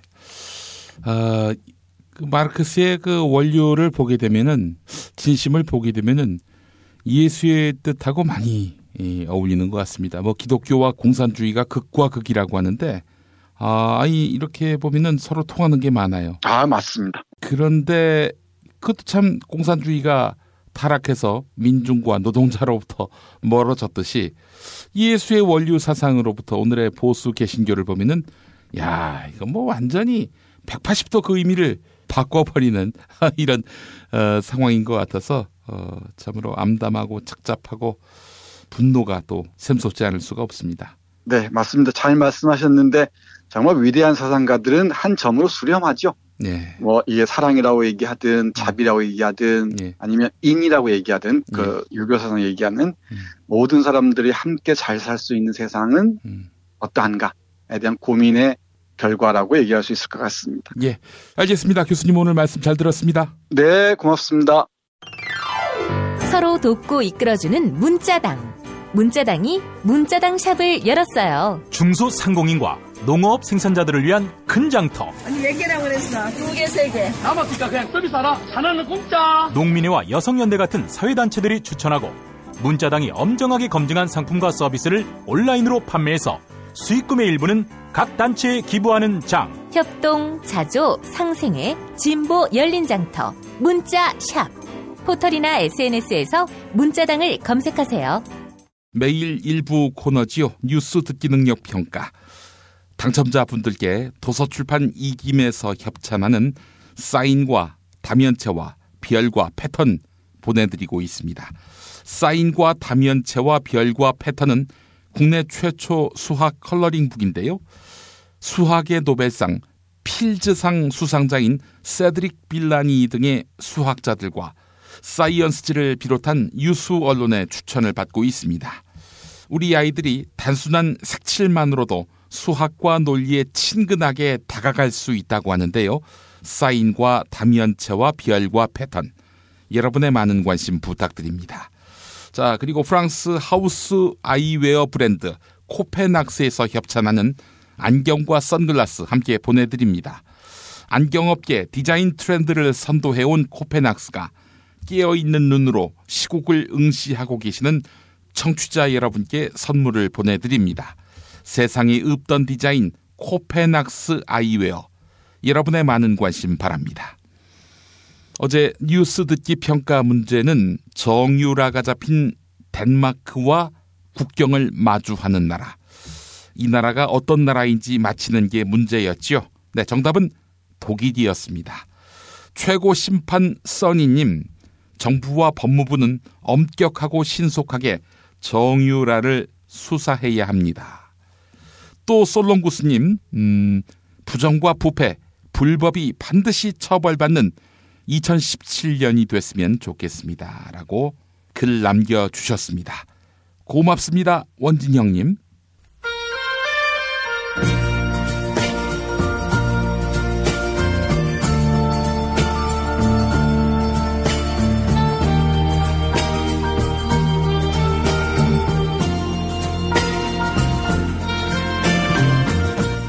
여러분 안녕하십니까? 여러분의 DJ 이종황입니다. 이종황의 허리 디스크쇼, 여러분의 신청곡과 사연으로 함께하는 시간입니다. 오늘은 황제 의전을 받는다며 욕을 처먹고 있는 대통령 권한대행 황교활님께서 모처럼 사연 보내오셨습니다. 읽어볼까요? 이 선생님 안녕하십니까? 저는 혼란에 빠진 국정을 정상화하기 위해 열심히 노력하고 있는 황교활입니다. 그런데 제가 과잉 의전 논란으로 또 한 번 욕을 처먹고 있습니다. 어제 구로 디지털 산업단지를 방문하기 위해 구로역 일대를 7분가량 통제했었는데 이게 황제 의전이라는 것입니다. 또한 차량을 8대 동원한 것도 문제가 되고 있습니다. 물론 제가 구로역을 지나간 시간은 12초밖에 되지 않습니다. 하지만 대통령과 동급인데 제가 지나가는 과정에서 시민과 차량들이 7분 정도 서 있는 거, 이거는 감수해야 하는 거 아닙니까? 또한 제 차량은 방탄이 되지 않아서 8대 정도는 둘러싸야 안전함을 느낍니다. 이 선생님, 앞으로 대통령 의전 받을 날도 얼마 안 남았는데 욕 안 먹는 의전, 그런 거 어디 없을까요? 네, 이런 안타까운 사연이 도착했습니다. 숨만 쉬어도 욕을 먹고 있는 황교활님이 욕 안 먹고 제대로 의전 받는 방법, 네, 이렇게 해보면 어떨까요? 황교활님은 어제 국회 동의 없이 예비군을 동원하겠다 이렇게 발표하지 않았습니까? 상시적으로 예비군을 동원해서 황교 환림을 경호하도록 하는 겁니다. 그러면 차량을 8대나 동원하지 않고도 예비군들을 방탄용으로 사용할 수 있지 않겠습니까? 사실 차량을 왜 8대나 이용하는지 도무지 알 수가 없습니다. 네? 예비군들 말 안 듣는 거 모르냐고요? 게을러 빠진 예비군 활용하면 의전 시간만 늘어나고 또 야비하다, 야비군이니까. 네. 그래서 욕을 더 처먹는다고요? 알겠습니다. 그렇다면 이 방법은 어떨까요? 며칠 전에도 동작구 임대 아파트를 방문하면서 주차장에 있던 차량을 모두 치워버리지 않았습니까? 차 키가 없어서 차를 못 뺀 차량은 불법 주차로 신고해버리기도 했습니다. 이렇듯 강력한 카리스마를 이용해서 대한민국의 불법 주차 차량을 견인해 바로 피해 차장으로 가져가 없애버리는 겁니다. 그러면 누가 불법 주차를 하겠습니까? 네? 의전 좋아하는 내가 불법 주차 왕인데 그러다 산채로 견인돼서 피해 차장에서 차와 함께 찌그러지면 어떡하냐고요? 의전 중독도 점도껏 해야지. 국회의원들이 물어보면 뭐 하나 답도 하나 못하는 새끼가 뭔 의전을 그렇게 밝히냐? 이 무능하고 무식한 인간아. 오늘 전관비리 변호사 깜빵 들어가는 거 봤지? 너도 전관비리 의혹이 있더라. 잘하면 그 옆방에 들어가겠구만. 하여간 이런 정신머리 없는 인간의 사연은 즉각 처리해야 합니다.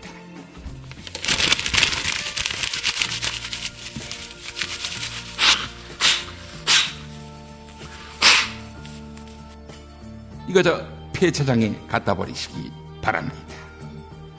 여러분의 신청곡과 사연으로 함께하는 이종황의 허리 디스크쇼. 여전히 정신 못 차리고 있는 황교 환림에게 이 노래 띄워드립니다. 김수철이 부른 정신 차려.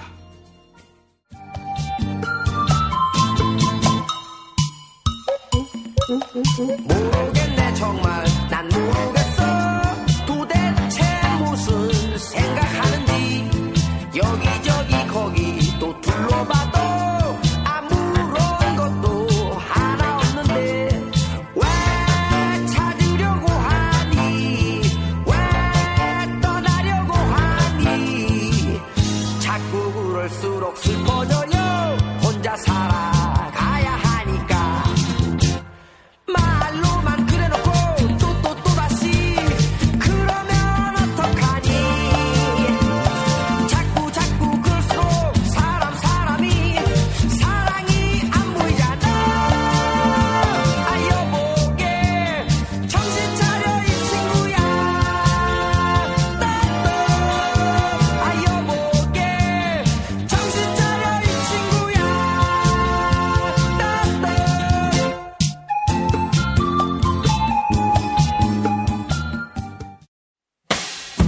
김용민 브리핑과 함께한 시간 어떠셨어요? 다음 시간에도 보다 바르고 알차며 즐거운 정보로 여러분을 찾아가겠습니다. 팟캐스트 포털 팟빵에서 다운로드하기, 구독하기, 별점 주기, 댓글 달기로 응원해주세요. 잊지 마세요. 다운로드하기, 구독하기, 별점 주기, 댓글 달기.